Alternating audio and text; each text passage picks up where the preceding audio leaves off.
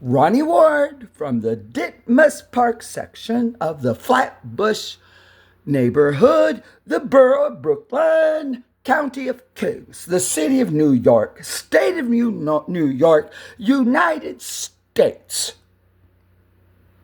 The Northern America, the Western Hemisphere, planet Earth, our solar system, named Solar, because our solar system, they've never named it. No, it's just our sun and our solar system. They don't give it a name. From our solar system called Solar, somewhere in interstellar space, in a spiral arm of the Milky Way galaxy, somewhere then flying around this side of the Big Bang. And it is, it's 12:02. It's 2 minutes after midnight. It's 100 hours and 2 minutes on Wednesday, the 4th day of March, 2026. And what am I going to be doing right now? Well, we're going to look into this right here. This guy right here. This guy right here. His name is oh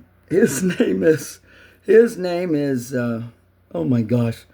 Wait a minute, where'd it go to? His name is Adam Frank. Yeah, Adam Frank. Yeah, his name's Adam Frank.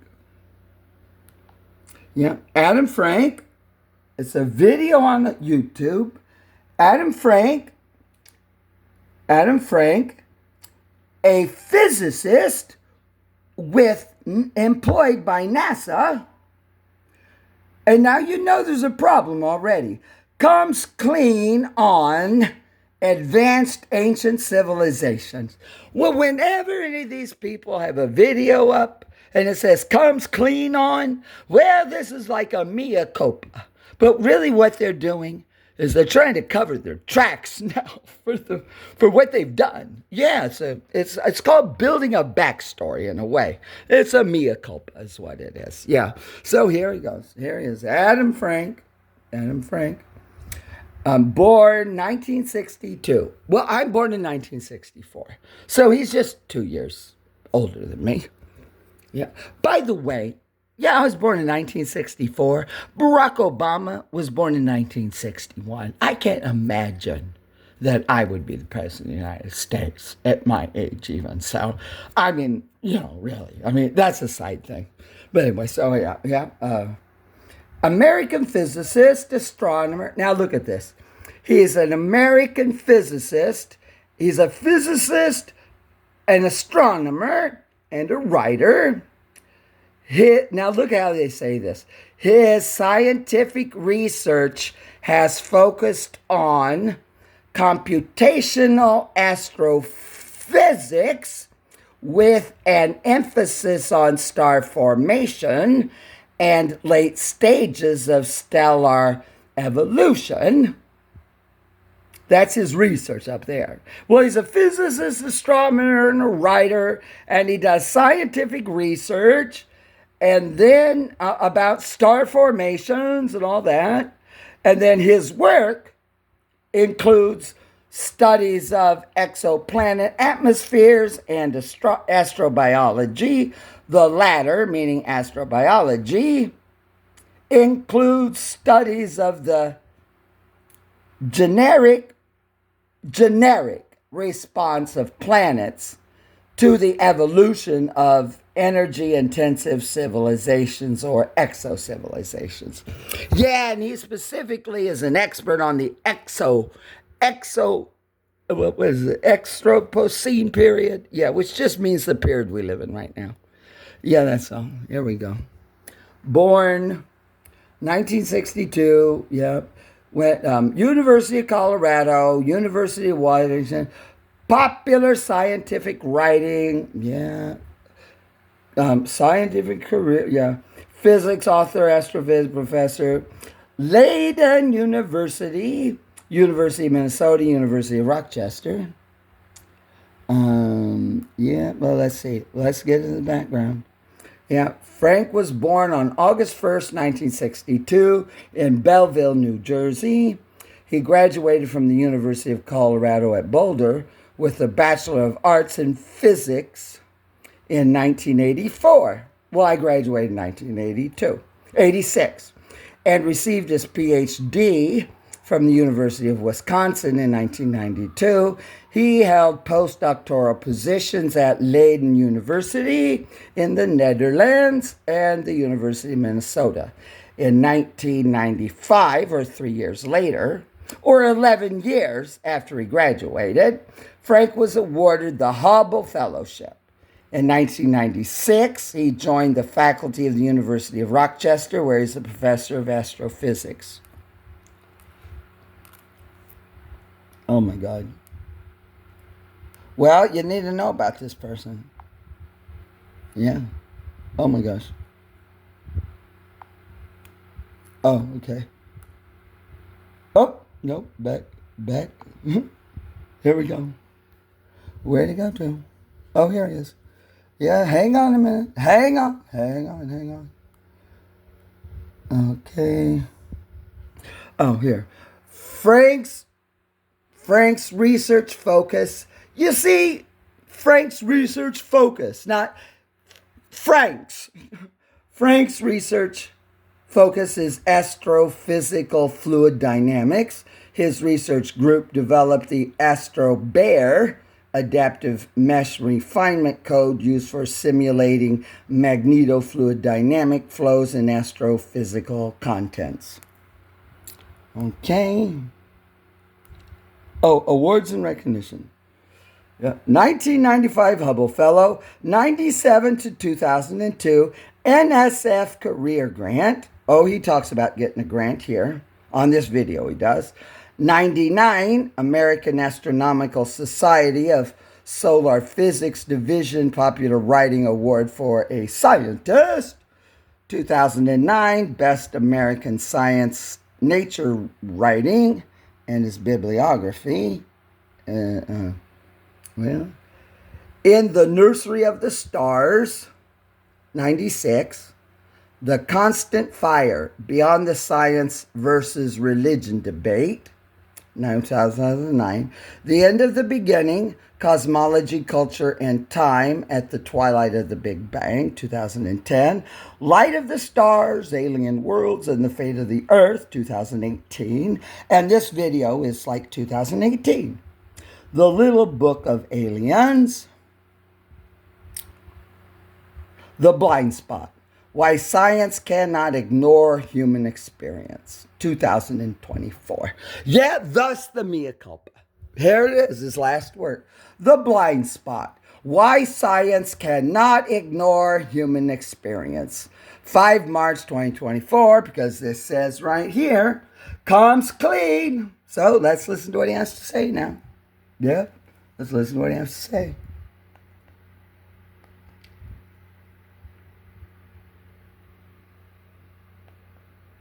Mm-hmm. Oh, TikTok has over 50 presets. Okay, now remember, The Blind Spot, Why Science Cannot Ignore Human Experience. Well, this is 2019 or 18. Well, he's had a coming around, I guess, and a mea culpa. Yeah, mea culpa. So this is a backstory, okay? This is what a backstory is. Yep, he just made this. Well, when did he do this one? Let me see. What was the date on this video? Yeah, what's the date on the video? Yeah, what's the date on the video? Yeah, let me see.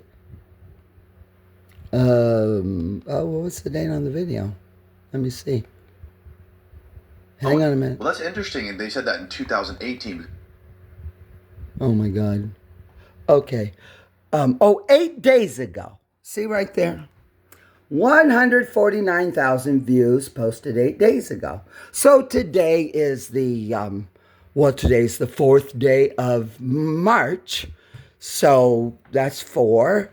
And February had 28 days. So on the 24th day of February, yeah, or Saturday, Friday, Thursday, Wednesday. Yeah, 1 week ago, basically. Yeah, 1 week ago.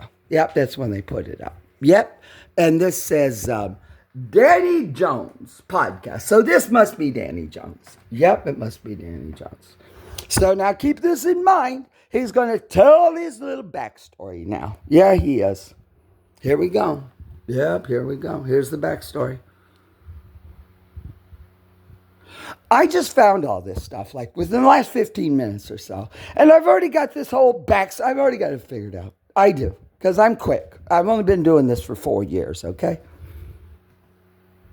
Wasn't it 2017 that the New York Times came out with that article about the UFOs? Yeah, but these were pretty disconnected. Like this was, So he starts out, yeah, well, wasn't it 2000 when this New York Times came out? Yeah, that's not how you start a podcast or whatever this is. Yeah. So listen to this. Oh, this is really good. Oh, this is really good. Well, because he participates with All Things Considered, PBS, the Smithsonian is involved with this, N.A.S.A is involved with this, a guy named, what's the other guy's name? Yeah, there's another guy. What's his name? Oh, another guy by the name of this guy, Andrew Franknoi, who is an American, actually, but his national origin is Hungary. But I really think he's from somewhere in Europe or someplace, probably East Berlin or something. He probably came over when the wall fell or something. That'd be my guess. Yeah, probably is my guess. So just listen to how they start, and it goes right in telling his story. But his story matches what's in this Wikipedia, though. It does. Here you go. All right, Adam Frank, thanks for coming, man. it's a pleasure. Is it true you are one of the first scientists to get a grant from NASA to look for aliens? Look for Oops. intelligent civilization. Oh, signs my of God. Intelligent life. Signs of intelligent life. Yeah, because there's the whole history of SETI, right? Oops. So SETI, the search for extraterrestrial intelligence, is old, right? Oh, Goes back God. to the 1960s, really, was first Oh, my searches were God. done then. And Wow, it goes really fast, okay? Fast. He covers, whoo, he's really fast. And he's on here for 2 hours and 50 minutes.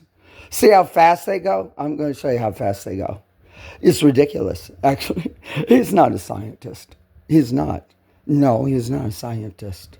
No, this is fraud. Fraud. This is fraud. And he is a seditious to the United States. Seditious and has committed a fraud. That's simple. A fraud, and he's seditious regarding the United States. Yeah, that's good. Fraud and sedition. That's good. That covers it. Who knows what else he's done? Yeah. Listen how fast it goes. because there's the whole history of SETI, right? So SETI, Wait a the minute. search for Oh, my extraterrestrial God. intelligence. Yeah, hang on, Sloopy. Here we go. Wow. Very British. All right, Adam Frank, thanks for coming, man. It's a pleasure. Is it true you are one of the first scientists to get a grant Not from the NASA first. to look for aliens? Not one of the Look first. for, not for aliens, but for intelligent civilization, signs of intelligent life. Signs of intelligent life. Yeah. Oh, 'Cause there's the whole No, history of intelligent SETI, the search for civilizations. extraterrestrial intelligence is old, right? Goes back to the 19. No, intelligent civilizations. He had nothing to do with SETI. No. He had nothing to do with SETI.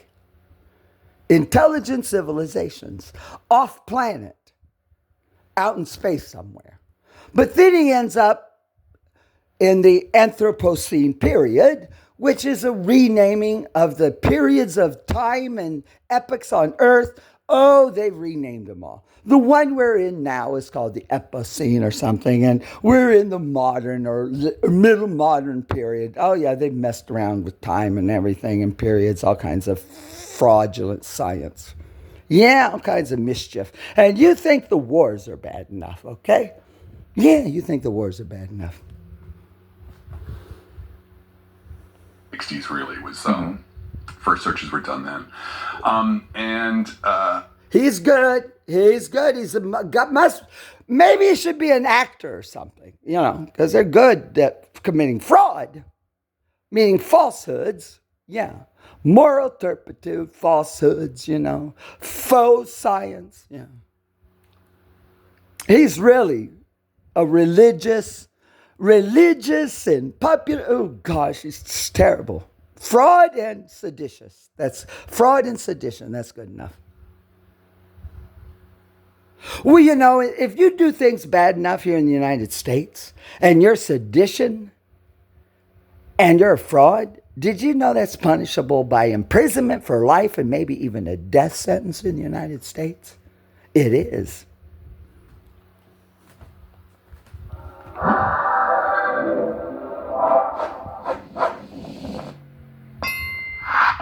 All right, Adam Frank, thanks for coming, man. It's a pleasure. Is it true you are one of the first scientists to get a grant from NASA to look for aliens? Look for, not for aliens, but for intelligent civilization, signs of intelligent life. Signs of intelligent life. Yeah, because there's the whole history of SETI, right? So SETI, the search for extraterrestrial intelligence, is old, right? It goes back to the 1960s, really, was first searches were done then. It was always marginalized, right? There were scientists who were doing it, but it was never very well funded. So we can talk about things like the Fermi paradox, why there is no Fermi paradox. That's false. It was well funded. Did you ever see the movie that came out in the 80s with Jodie Foster using the big radio telescope, listening to life from radio telescopes? Did you? Yeah. He says, well, look at this. I'm told he's religious. It's a religion. It's a religiosity with a flair of a tinge of religiosity. Yeah, look at the set. Just look at the set. You can see it. It has stained glass windows in the back of it. Look at his set. All wood looking. Look at his set. Yeah, it's got church windows in the back. Church windows? In the back it does. All right, Adam Frank, thanks for coming, man. It's a pleasure. Is it true you are one of the first church windows? See the church windows? To look for aliens? Look for, not for aliens, but for intelligent civilization, signs of intelligent life. Signs of intelligent life. Yeah, because there's the whole history of SETI, right? So SETI, the search for extraterrestrial intelligence, is old, right? It goes back to the 1960s, really, was first searches were done then.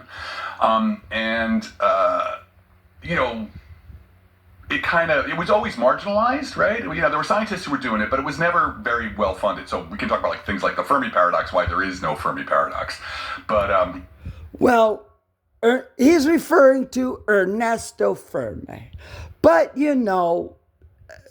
Ernesto Fermi is supposedly, he tells a story, which does not even sound true. So please don't think that Ernesto Fermi really has something called a Fermi paradox just because he says it. Please don't do that. But listen to the story he's going to tell. New York Times Magazine, a cartoon, and having lunch.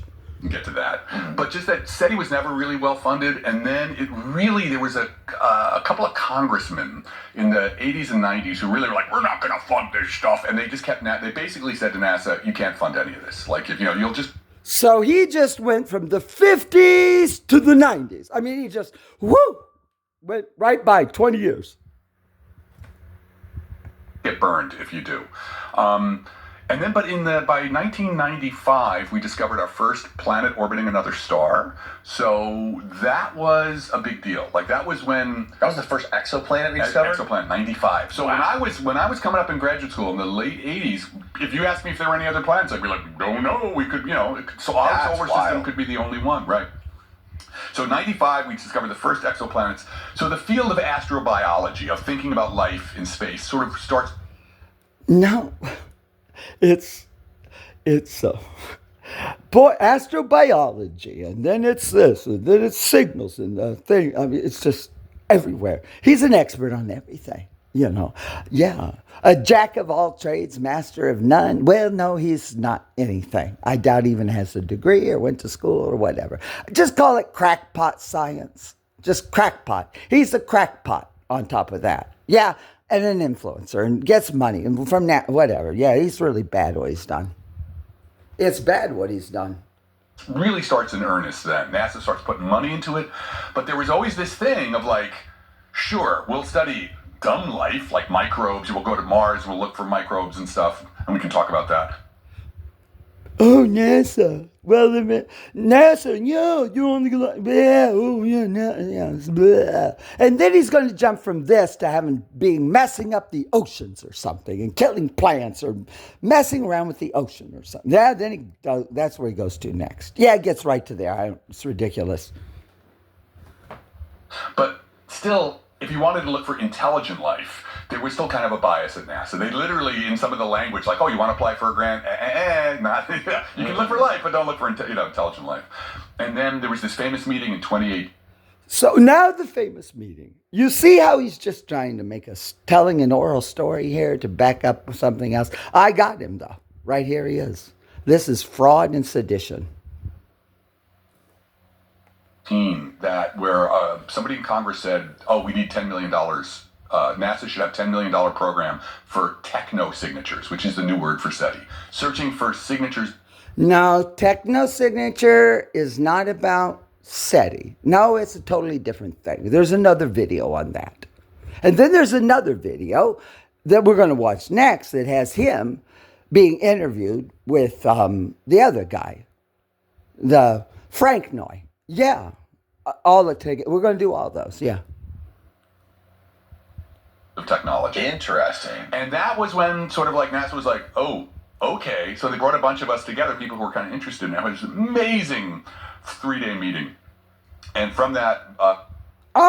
just a 3-day meeting in 95 while Bill Clinton was president, And who was the NASA administrator then? What 3-day meeting? They're just a story. Some colleagues and I put in a grant that was explicit, like, yeah, we're looking for, or we want to think about, we weren't even going to look yet, we were going to think about how to think about. No, the grant had nothing to do with signals in the sky. It has something to do with the oceans and life on the planet. The big extinction and the Eocene period. Yeah, that's really what he supposedly had to do. I don't know if it's true or not.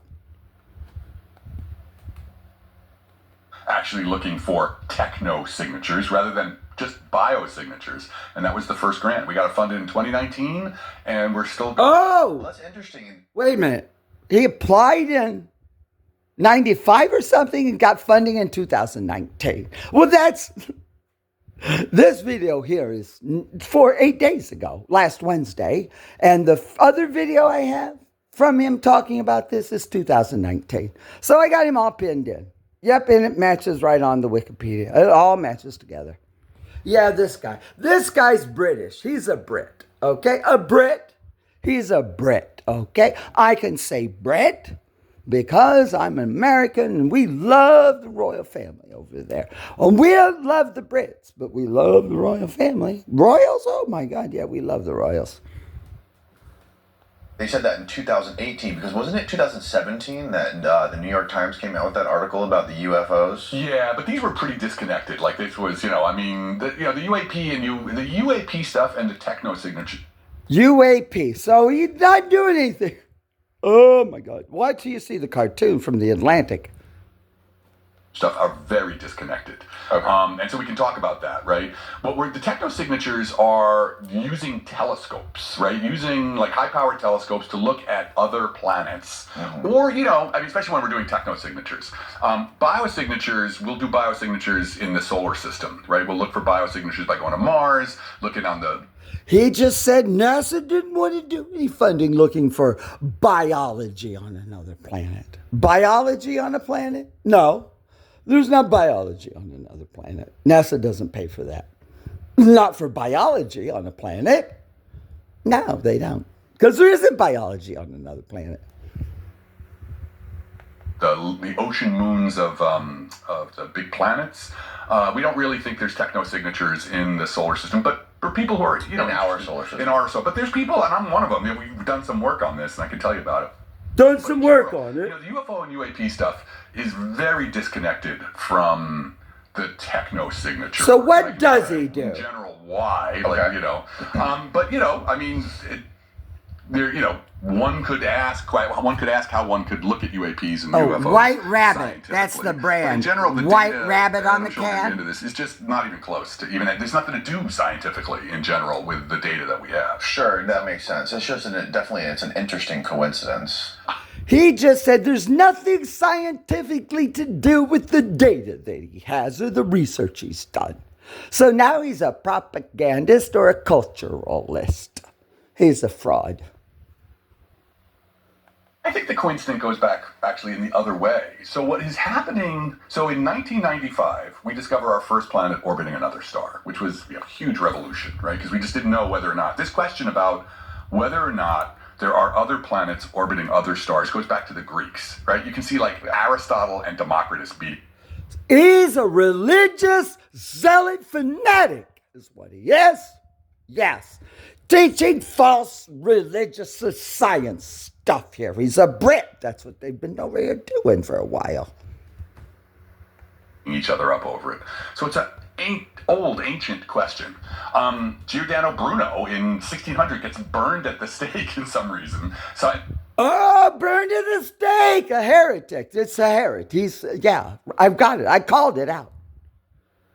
In some way, I mean, it's a little, it's not quite true, but it's, he was advocating for there being other planets orbiting other stars, right? Now, this was before anybody had any data, but, that was... Oh, my God. Old question. So 1995, we discover proof positive that there's another planet orbiting another star. Slowly then, 1995, 96, we start accumulating data about other, Oh, my God. There's another planet that might have life on it. What's Jesus going to do? Oh my God, there can't be life on another planet. Well, that's going to destroy Christianity or something. Yeah, that's how bad it is. He's a religious fanatic zealot. Start building a census of other planets. By 2005, we're getting the data that like every star has planets orbiting it, right? So... And then you start seeing scientists find an Earth twin, meaning like a planet like the same size as Earth. So like all this data about other planets is coming out, which is far away, light years away. Mm-hmm. And I think it kind of was the other way around. People were, people were getting used to hearing about other planets, that they exist. Some of them may be Earth-like. And I think that set the stage in some sense for UFOs and UAPs to become a little bit more acceptable to be talked about. People were... No, we've been talking about UFOs since the 50s and 60s. A fool. Thinking about life in the universe in a way that they hadn't in, 1990. Sure. Now, one of your biggest theories is this Silurian hypothesis, right? And this is the idea that human beings weren't the first industrial civilization. Well, I wouldn't put it that way, what we did in the paper. Right, so that we asked the question. Right. So that the Silurian hypothesis was a paper that I wrote with Gavin Schmidt, who's the head of the Goddard Institute for Space Studies, which is a big climate facility in New York City. And All right, well, I'm going to cut to it. Silurian? Yeah, I looked it up. They're British, okay? They're Brits. He's a Brit. This is how I know that the host is a Brit. Danny Jones, he's a Brit. I know he's a Brit. Well, he said the Silurian hypothesis. Silurian hypothesis. Well, that's right here. Right here. Warriors of the Deep.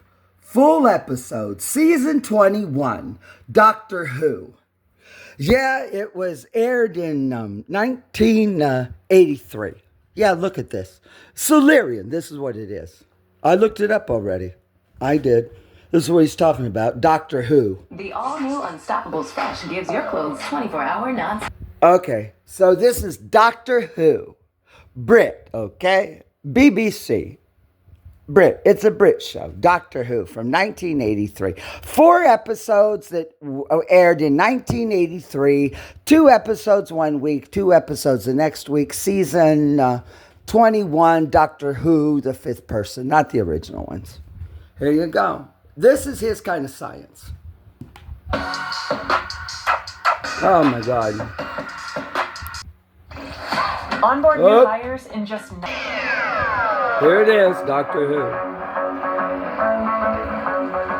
1983.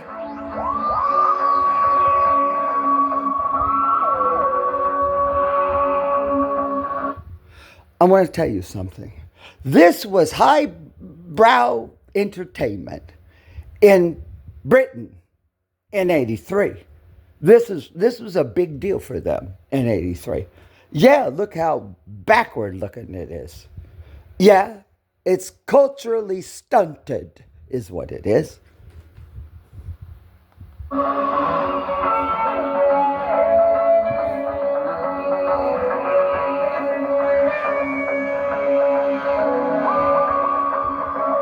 Warriors of the Deep by Johnny Byrne.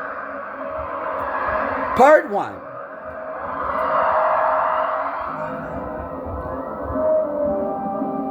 Wow, very imaginative, huh?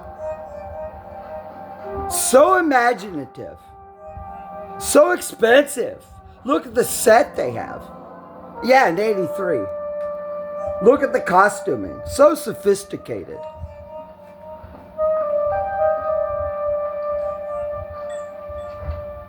What do you think? Too small to be a hunter-killer. Could be one of their probes trying to locate our position. Computer scan. Oh, look at their computer console. Oh, look at their little mock-up of their little ship.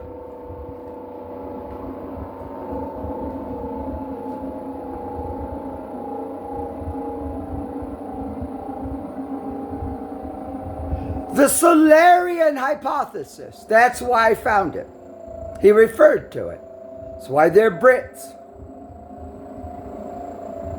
Oh, it's going to fit right in that little rock.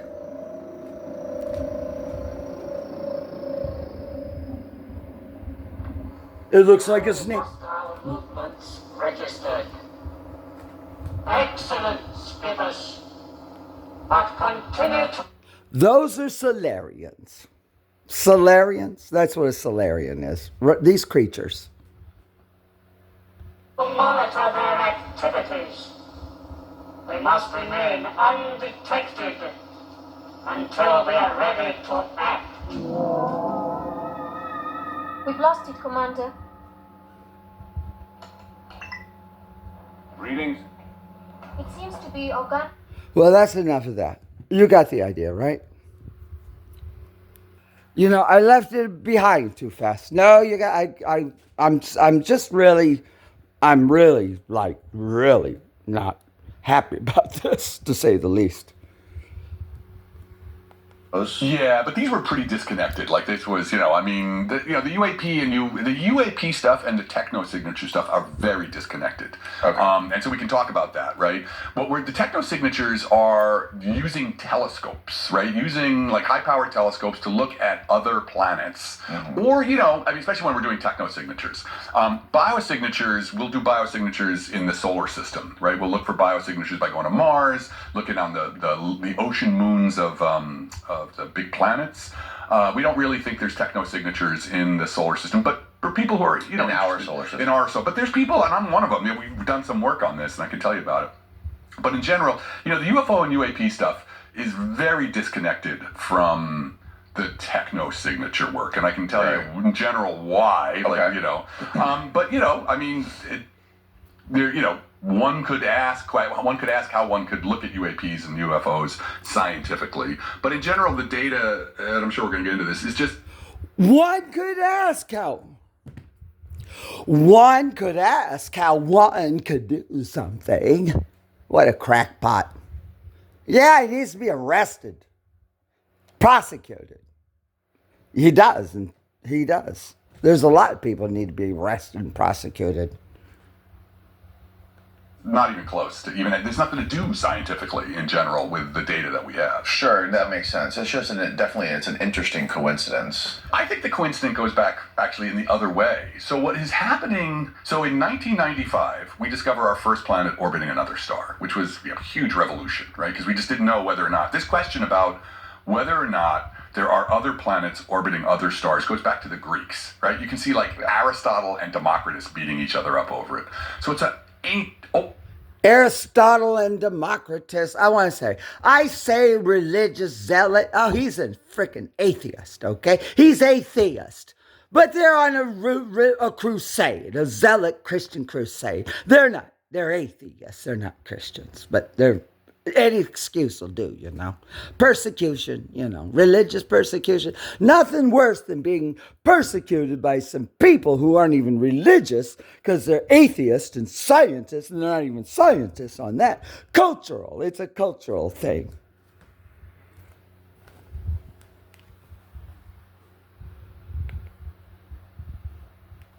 Oh my God. In 1600 gets burned at the stake in some reason, so in some way. I mean, it's a little, it's not quite true. How many people did he burn at the stake? How many people did he martyr? How many people did he persecute? How many people did he... this is just this is just a little bit, okay? That's why I can get into it, yeah. But it's, he was advocating for there being other planets orbiting other stars, right? Now, this was before anybody had any data, but, that was a heresy in those days. So this is an old question. So 1995... A heresy. Proof positive that there's another planet orbiting another star. Slowly then, 1995, 96, we start accumulating data about other... we start Bill Clinton and Hillary. Other planets. Oh my God, By yes. 2005, we're getting the data that like every star has planets orbiting it, right? So, and then you start seeing in the news like, oh, scientists find an Earth twin, meaning like a planet like the same size as Earth.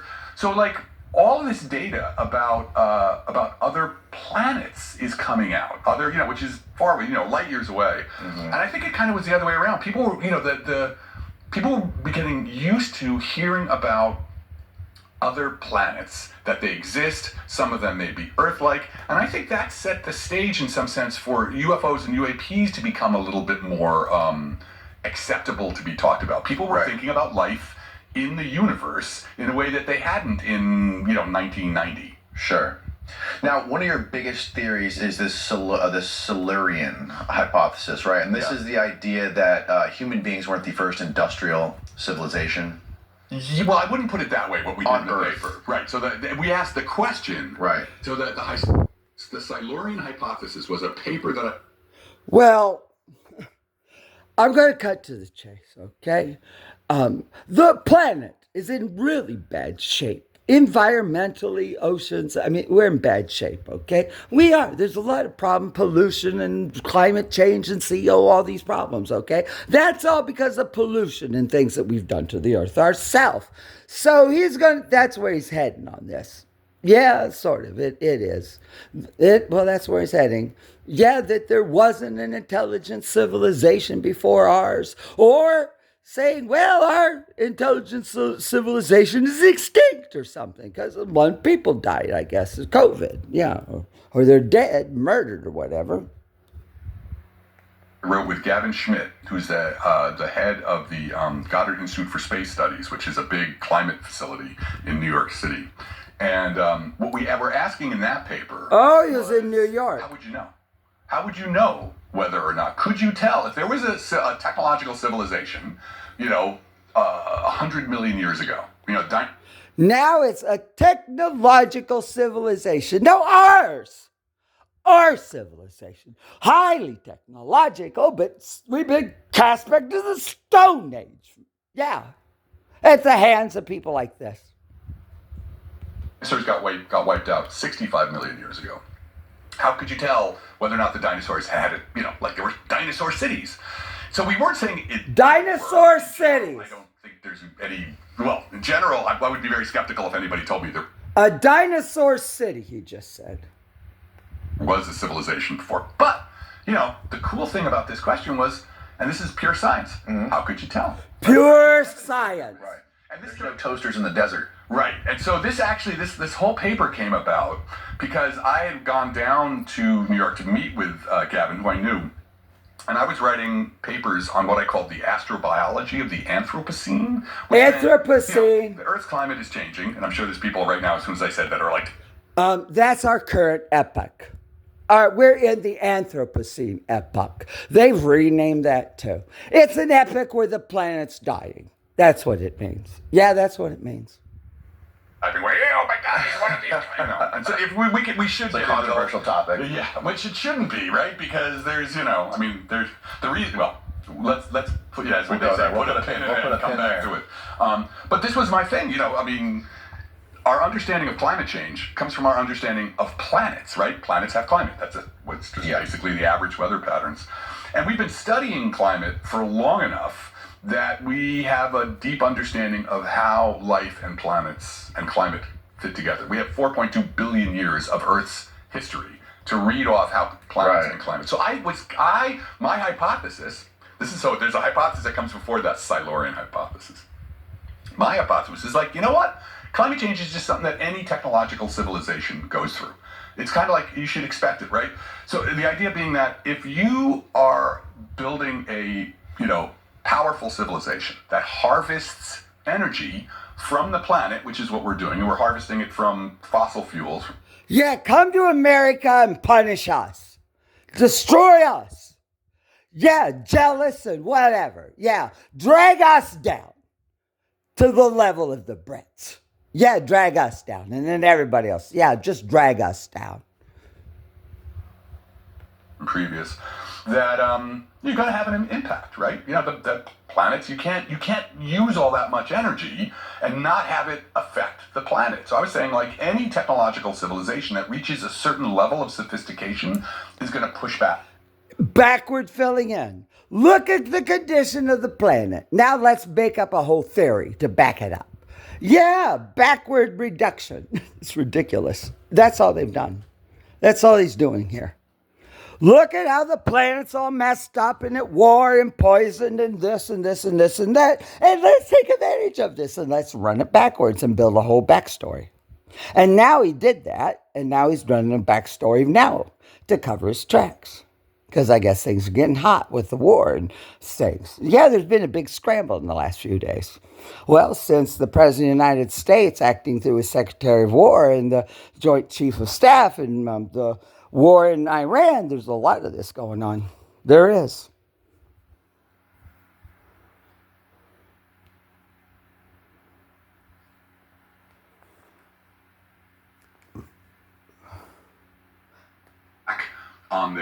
On their planet. They're going to go through a period of climate change. So that was the idea I came to Gavin with. And I wanted hey man, you're a climate scientist. Let's talk about this crazy idea that alien civilizations would trigger climate change. And I started to describe this to him. Alien. I didn't even get two sentences out of my mouth. I said to him, an alien civilization that was here before. It's elaborate. Okay, it's very elaborate. It's a big fraud. It's really intricate, though. Very involved. One out of Britain. The Brits. That's just one thread. Just the Brits. Let's just say the Brits, okay? We'll just leave it at the Brits. This is one thread of the Brits, okay? It is. Not the royal family. The Brits. Sturmer and Parliament and all the prime ministers before him. Yeah, all the way back to Margaret Thatcher. She's the last good one. Her and Ronald Reagan. Yeah. For the Brits. Yeah, Margaret Thatcher was the last good prime minister they had. Yeah, I like her a lot. Margaret, the Iron Lady. I like her a lot. And because her and Ronald Reagan were together at the same time. Yeah, Margaret Thatcher's good. She's conservative party. She's really good. Because we know there's been no technological civilizations on Earth beforehand. Because I was going to go into this whole thing about alien civilizations, and he's like, how do you know that? And I was like, ah! And he, so he out-weirded me. I thought I was coming in with the weirdest idea ever. He out-weirded me. What a crackpot. And he out-weirded me in 5 minutes. I love when that happens. Because he wasn't saying that there were technological civilizations. He was just saying that this is what's the beauty and power of science. There's the question. How would you know? Not science, religion. But not religion, just mess us up. Just to cause trouble. That's it. Yeah, just to cause trouble. Jealousy, envy, or conquest, or theft, or stealing, or torture, or who knows what. Death. I mean, who knows? Yeah, all kinds of bad stuff. Everybody can have an opinion. Opinions are, what is it like? Opinions are like assholes. Everybody's got one. Nobody thinks theirs stinks. Mm-hmm. Opinions are a dime and a dozen. But that, science is about finding a way to get a hold. Yeah, science is the what you do when you want to take a really messed up situation and take advantage of it and make up a whole big story to do whatever they're doing. Yeah, that's what science is for him. Handle on answering the question, right? So his question was, how would you know? Forget about the debates about like Atlantis and everything. How would you know? Especially Atlantis. More than because his point was Atlantis, he says now. Once you go back more than say about 2 million years, the Earth's surface has mainly resurfaced. The Earth's surface, it's not it's regenerated. It's regenerated because of plate tectonics, right? The Earth's surface, the plates, the continental plates are constantly being dragged down into the deeper layers of the Earth where they melt. And then new continental plates or new Earth surface is born in the mid-ocean ridges. Oh my God, basic. He's barely literate. He's not hardly literate. Literate? Yeah, he's not literate, okay? He's not literate.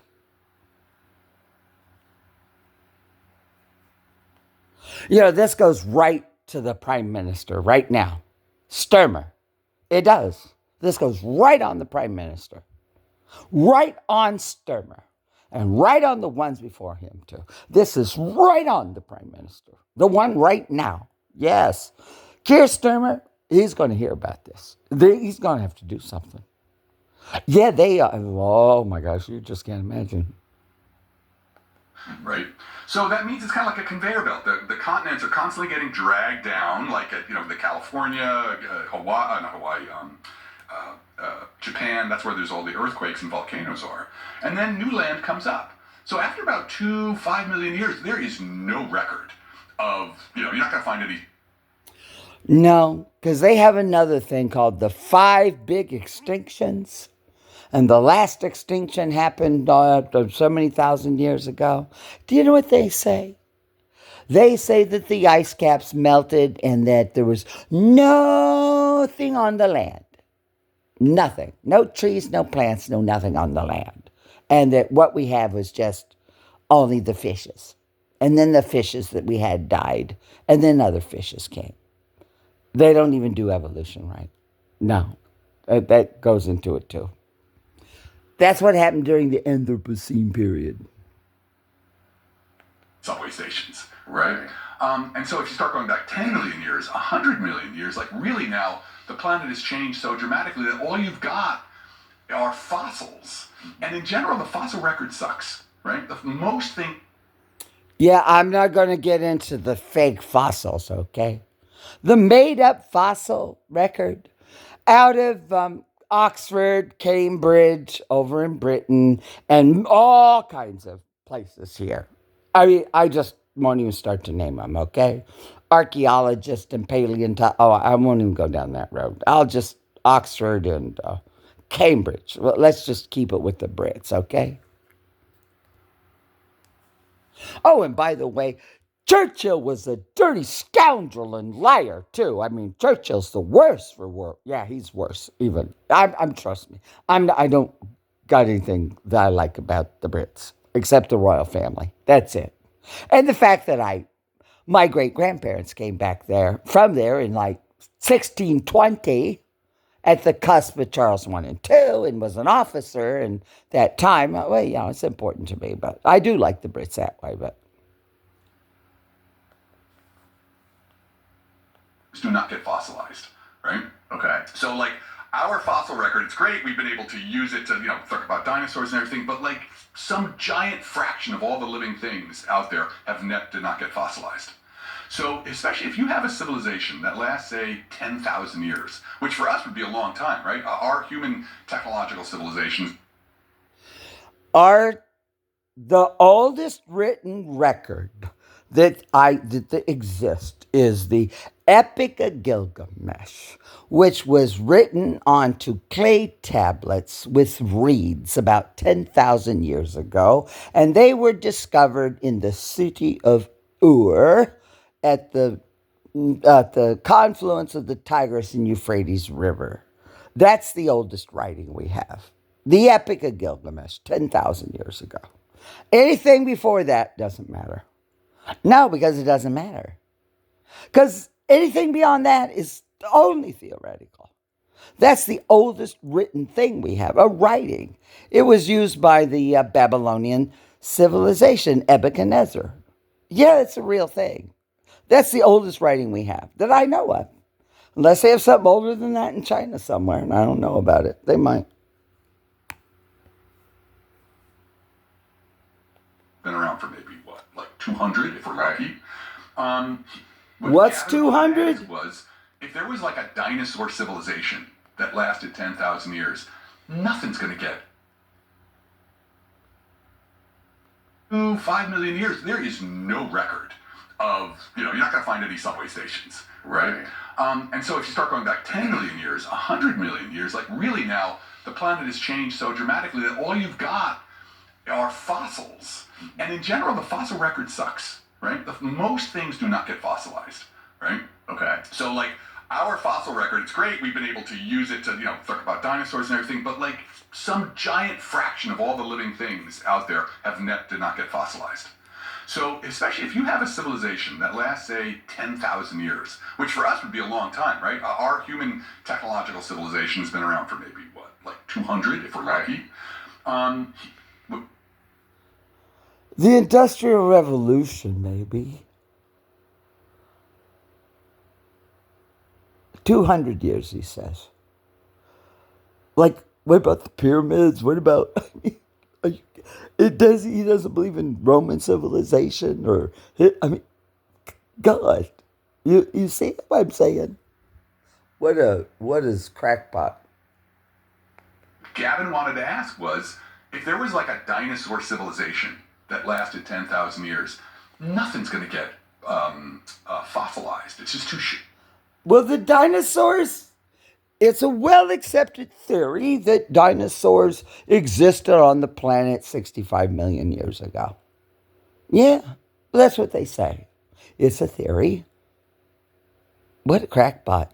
What a fraud. What a religious zealot from an atheist.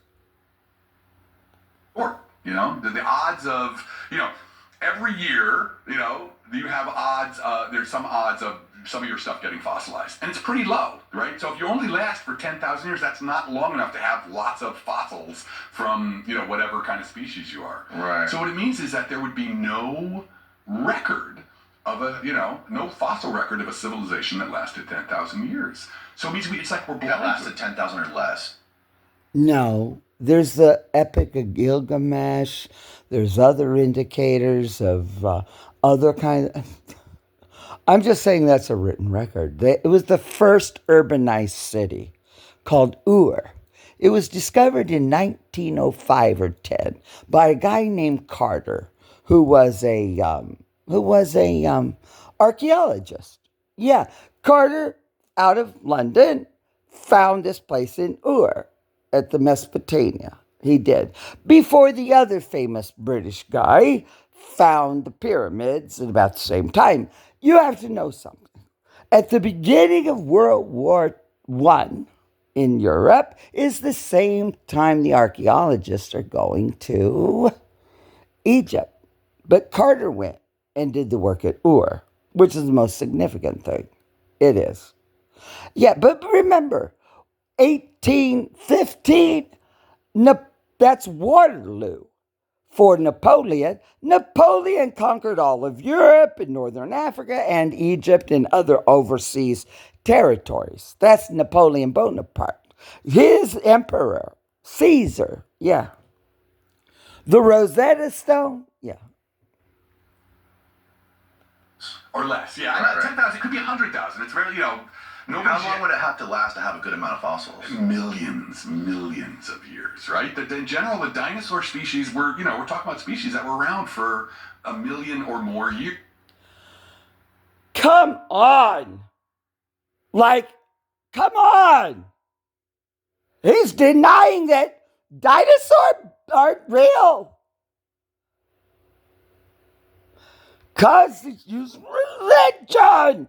Man just sprung up. You can't have dinosaurs if you want to be a religious zealot.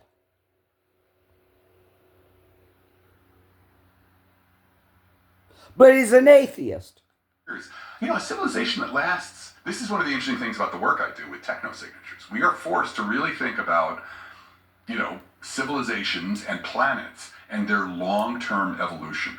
Human technological civilization is, is about 200 years old. I mean, obviously we go back. There's, we go back. Human civilization, if you mean farming and shit, 10,000 years, right? To the Ice Age. Everything, all modern civilizations come out of... No, not the Ice Age. The advent of farming. Not the Ice Age. He's a creationist person or something. He doesn't believe in this, I don't think. It's just a mechanism of control, okay? So, but the technological part, like having radios and stuff, or even trains, is only 200 years old. The industrialization. The industrialization, right? 200 years. Mm-hmm. So, what happens to a civilization? Or are there that last? Can you get a civilization that's 1 million years old, right?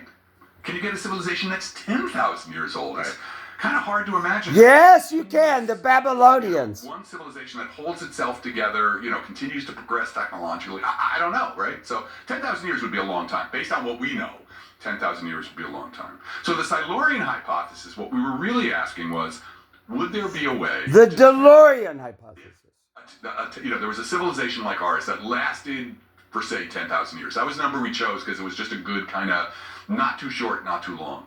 And Gavin, being a very skilled earth scientist, what he was able to do was sort of look through and see the only way you'd be able to tell was from the strata, the rock strata, the chemical composition of the rock strata. Because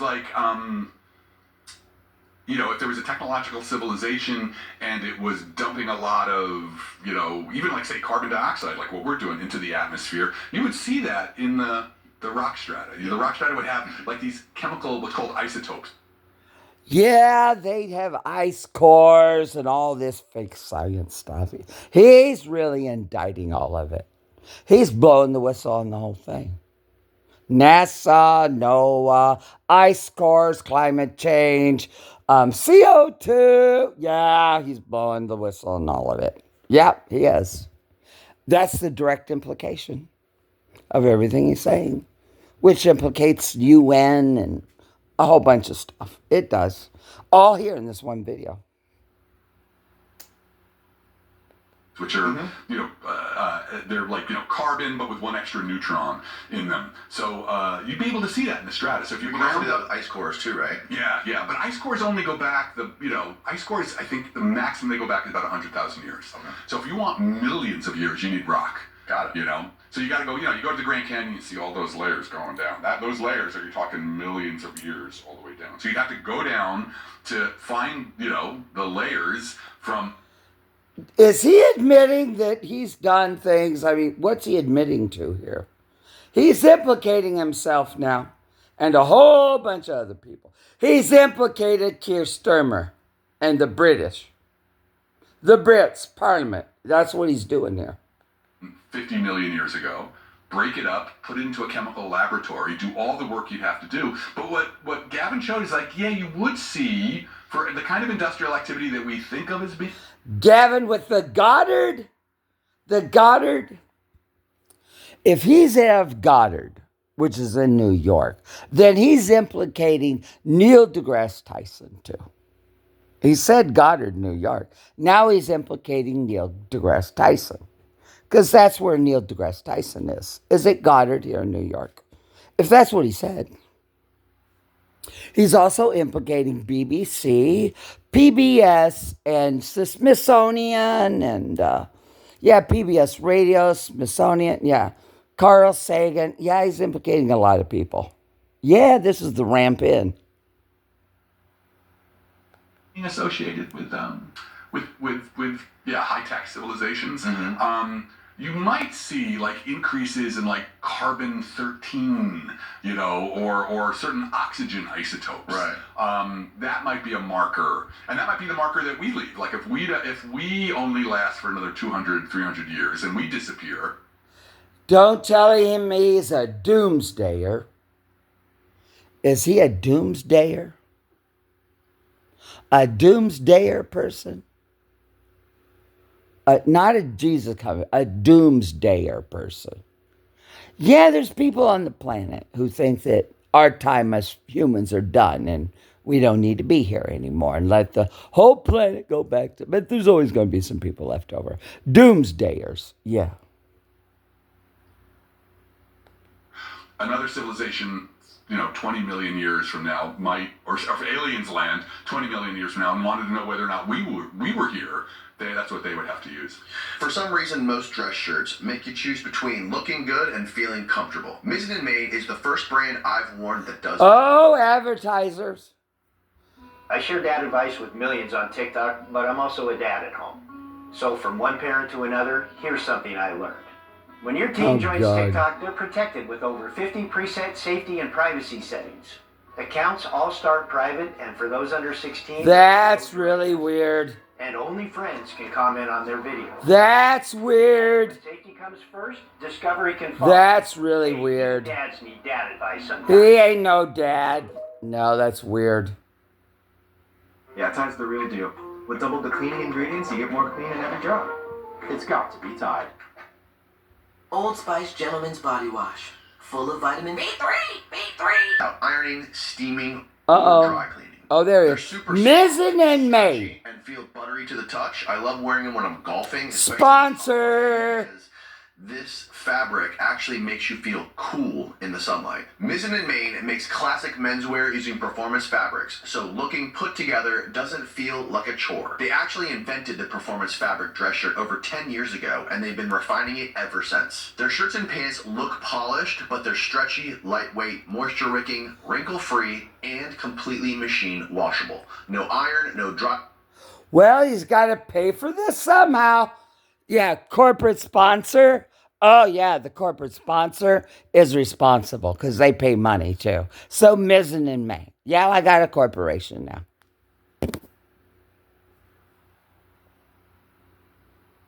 Cleaner, just throw it on and go. Whether you're in the office, traveling, golfing up a sweat, you feel the difference immediately. Professional style that flexes with you. Mizzen & Main is a veteran-led company offering year-round military discounts and support. Now he's like, oh, veteran. Oh, my God. See how bad it is?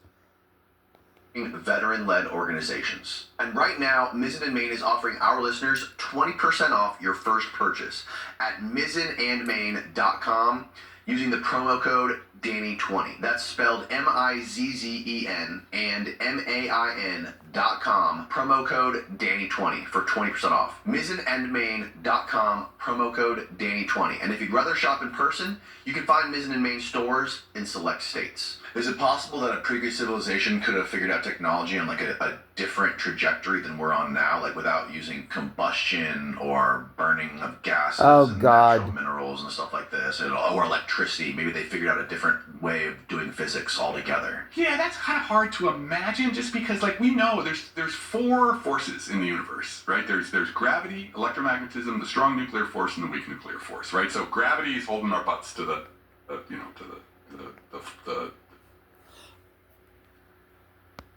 Well, you know what? This Andrew Franknoi, I wasn't too off, was I? Yeah. Cosmophobia. Doomsday 2012. Yeah. I just said they sound like they're doomsdayer, didn't I? Here he is, right here. Right here. 11 years ago. Cosmophobia. Doomsday 2012. Acting CEO, and I want to welcome each and every SETI Institute. If you were 11 years ago. 931, you get a double welcome. A A couple of things to know about the conference before we start, and we're a couple minutes late, but I think that's all right. Media Archives is Edna DeVere, 11 years ago. Cosmophobia. Cosmophobia? Like Islamophobia, homophobia, transphobia. Yeah, fear of cosmophobia. Doomsday 2012. Bunch of doomsdayers, I guess. filming, or I should probably say videotaping, shows how old I am, each one of these sessions, and so it'll make your decisions about which panel to listen to a little easier, because later on, probably starting early Sunday, you can go and you can get a CD that has the other panel, or a DVD that has the other panel on it that you missed. And in fact, the entire meeting will be available at one point or another if you want to continue your SETICon 2 experience. Our auction starts at about... So that was 11 years ago. It's 2026. 2015. Yeah, see, the SETI, all that science, all that stuff, all that work we had done, gone. Gone. Just gone. At 5:30, the silent auction is on now and on all day long, so take a look. There's wonderful space memorabilia and other goodies in there that might interest you. But let's go on into our panel today. This panel is called Cosmophobia, Doomsday 2012, and Other Fiction Science, and that's not a typo. Cosmophobia is a word that's the invention of Dr. David Morrison, who is sitting to my right. Dr. Morrison is the head of the Carl Sagan Center for the Search for Life in the Universe. Yeah, Carl Sagan, boy, that guy was terrible. Yeah, Carl Sagan's not good. At the SETI Institute. He's the former director of the NASA Lunar Science Institute. He helped to found astrobiology with NASA. He's been the director of space at NASA Ames, and I always asked him, was that the space out there or deciding who got which chair? And so David is one of our first panelists. The second panelist is Dr. Andrew Franknoi, who is the former director of the Astronomical Society of the Pacific and very commonly associated with them. He is a board member for the SETI Institute and professor of astronomy at Foothill College. The third person is the ever-comic Seth Shostak, my colleague from the SETI Institute, senior astronomer at the SETI Institute, and well-known as a speaker, sometimes as a comedian, and as the... Yeah, Bill Clinton and his wife Hillary and the Democrats. Yeah, in 1993, plunged us into this darkness. Yeah, he did. He's a radical Christian religious person. Very, very conservative. So is Hillary. They're ideologues. Host of the Big Science radio show, which the SETI Institute under Seth's aegis produces every week.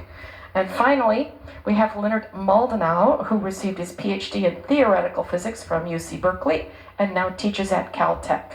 He's written many articles for scientific as well as popular press and newspapers like the New York Times and the Wall Street Journal, although I expect most of the people on the stage have had articles in those particular rags.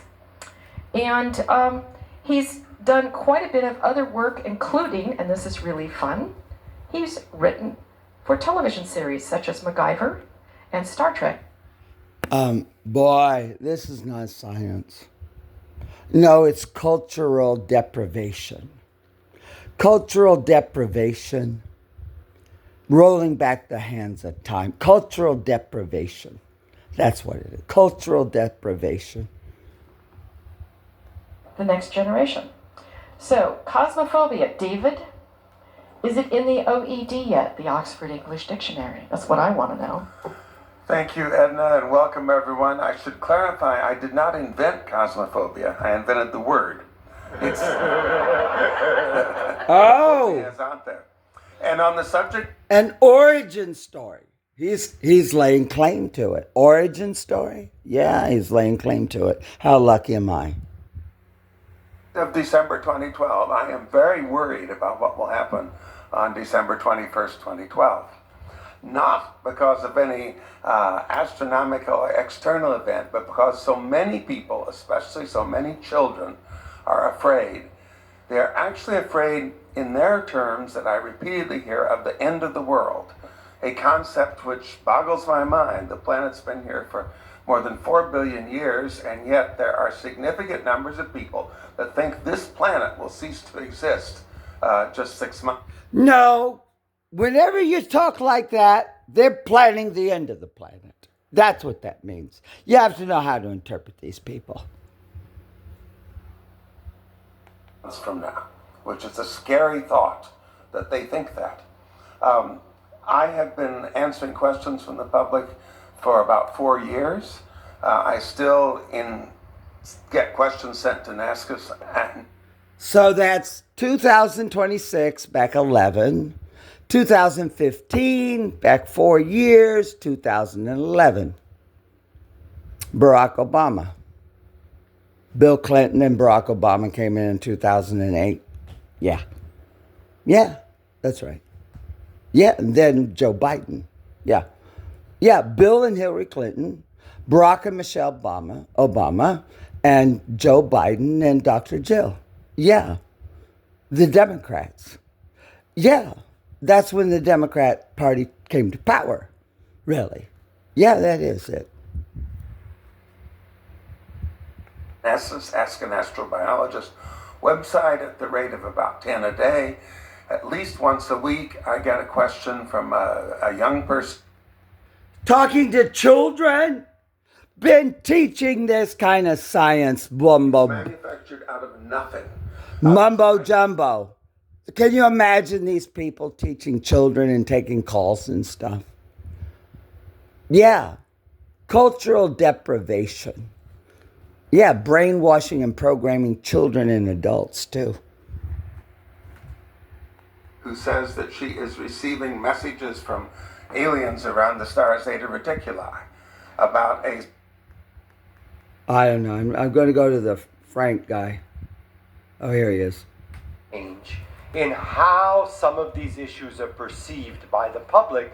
And the way I like to put it, because I'm a boring academic, is that we don't have referees anymore. In science, whenever you write a paper or have an idea, it gets refereed by your colleagues. So if it's... No, because they don't write papers. They're not doing science, scientific method. No, they're pop culture religious fanatics that just want to control our culture. Cultural deprivation. They're not even really religious. Totally crazy. Someone writes you a letter and says, you know what, it's totally crazy. And our culture had some built-in referees for a long time. These included, believe it or not, I know it seems crazy now, publishers who took their job very seriously about what they should and shouldn't publish, the mainstream media, librarians, teachers, a wide range of professionals whose job it was to sort out sense from nonsense. Today, it seems like money is much more important than truth, that anything goes. Places like the History Channel, and I was appalled to see one of my favorites, the National Geographic Channel. Okay, all right. Okay, this is Adam Frank. Adam Frank, Beyond the Blind Spot.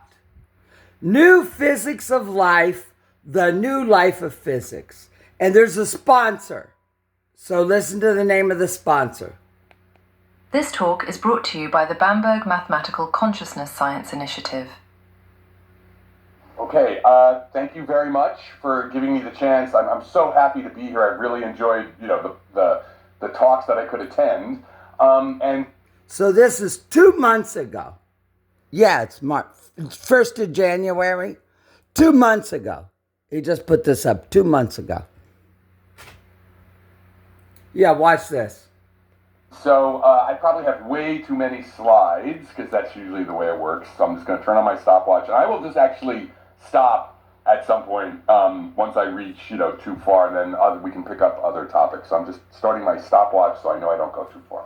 Okay, so the topic here, the first part is going to be about the book, and then the second part is going to be going beyond the book. So there we go. So this is the last book that he published in 2024, The Blind Spot. Here it is. He's talking about it. The book, so I have to acknowledge, my friends and co-authors, Marcelo Gleiser and Evan Thompson. This was very much a joint effort and couldn't have been done by one of us, I think. And the topic here is human experience. And I'm going to be, in general, I'm not going to use the word consciousness because I think part of the problem is the way the word consciousness gets reified. And I'm going to, lean on the word experience a lot more. So this is just the title or the table. That's convenient. That don't have consciousness. Only experience. Yeah, we're not conscious. Only experience. We don't have a soul either, I guess. Or a heart or anything else that matters. See how messed up it is? Contents for the book. And the one, we're showing you this just to sort of show that, it was a critique of not just consciousness, a critique of consciousness, but really of science, a critique of consciousness, and now he's going to say a critique of science. The philosophical underpinnings of science itself. So we took on topics like time, matter, i.e. quantum mechanics, cosmology, and then, life, cognition, consciousness. So it was the whole 9 yards, as they like to say. Yeah, his entire other theory, alternative theory to underwrite, to castigate all science to the heap bin and put it with some weird pseudo-religion. So I want to start with sort of like where the blind spot began, and that's with the Enlightenment and its legacy. And, the good thing about the Enlightenment was a vision of society grounded in science and reason, and the bad part of it was, industrial scale exploitation, racism, sexism, etc. And then, this sort of idea that life is just a machine, and from that, what I would argue is sort of this reductionist logics of production that actually fed into the political economy that ended up emerging. Oh, he's an economist. I am. Is it not working? That's not showing for us. All right, so let's try. Oh, here we go. Right, the Enlightenment and its legacy. All right, so now can you see? Yeah, no worries. Cheers. All right, good. Okay, so this was the slide with the table of contents. Now we're here. Okay. Oh, wait a minute. All right. No. So the important point about the Enlightenment and the blind spot is that. No, got to go back. Wait a minute. During the. Wait a minute. Oh my God. Really? I can't tell you how upset this makes me. Enlightenment was a vision of society grounded in science and reason, and Slides? I am. Is it not working? That's not showing for us. All right, so let's try and do that. Okay, the Enlightenment and its legacy. The Enlightenment and its legacy. The Enlightenment and its legacy. The good. Vision of just society grounded in science and reason. The bad. Industrial scale exploitation. Inborn racism, sexism.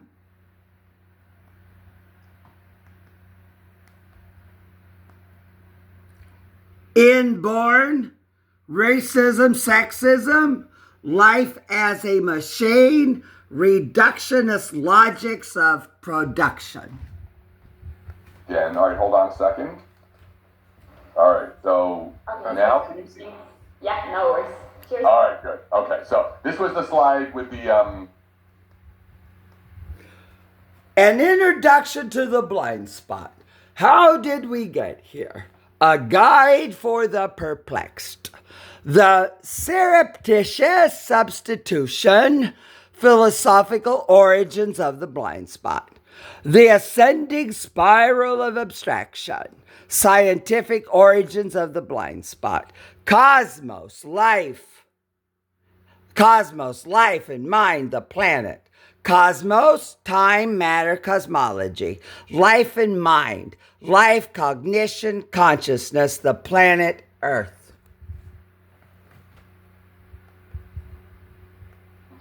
The table of contents. Now we're here. Okay.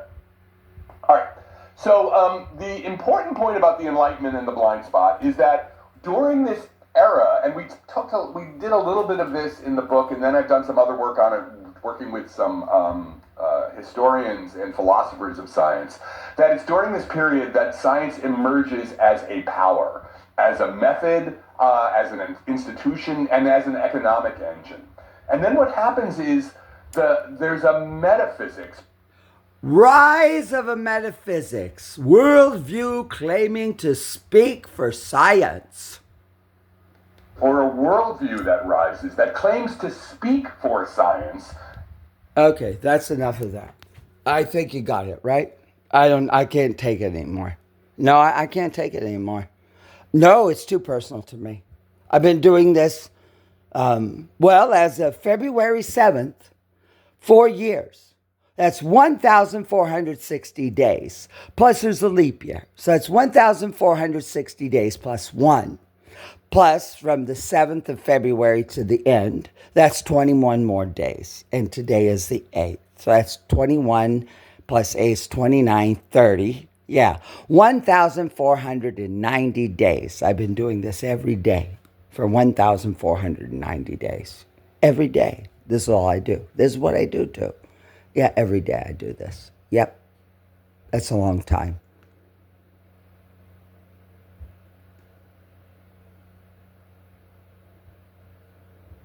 Can you explain?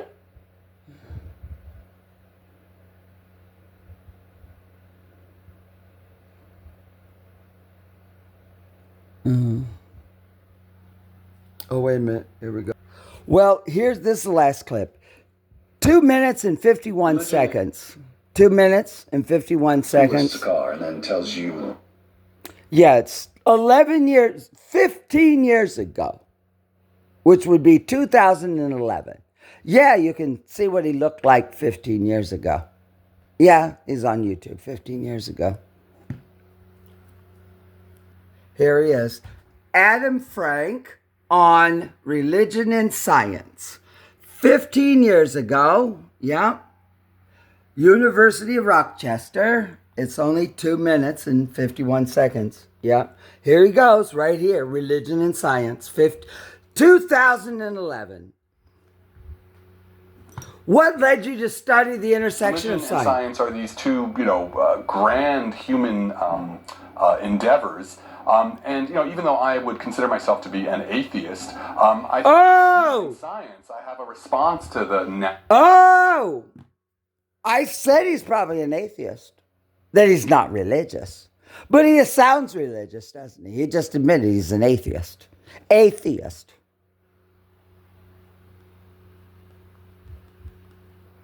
Yeah, Ronnie-Ward's pretty good, aren't I? I'm real good at this.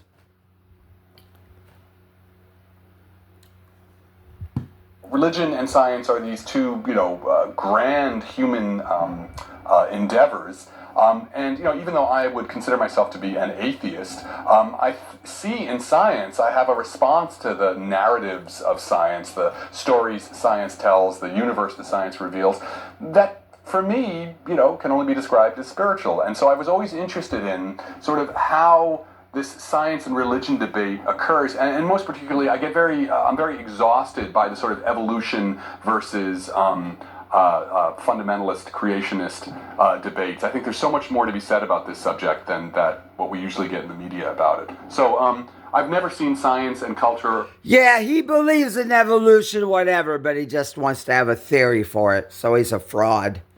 Or science and other ways of knowing as being separate. And I think it's very important for us to find new ways of talking about the two of them. Along with a number of other scientists, 4 other scientists, I've formed a blog that we have on National Public Radio, NPR. The blog is called 13.7 Cosmos and Culture, and all of us, all of the scientists in the blog, all have this view that we're trying to transcend the normal debate between science and religion. Hegemonic. Obama and Michelle Obama, Bill and Hillary Clinton plunged us into darkness. Yeah, the Clintons did, and then the Obamas did. Yeah, it's very problematic.